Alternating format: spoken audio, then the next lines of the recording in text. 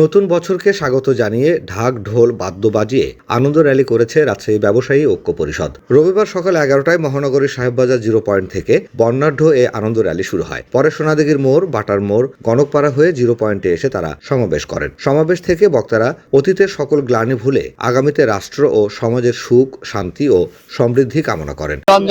মাহে রমজানকে সামনে রেখে আমরা এই প্রত্যয় নিয়েই আনন্দ র্যালি করছি যে রমজান মাসের জন্য জনসাধারণ কোনো রকম ভোগান্তির মধ্যে না পড়ে, সেদিকে আমরা দৃষ্টি রাখবো।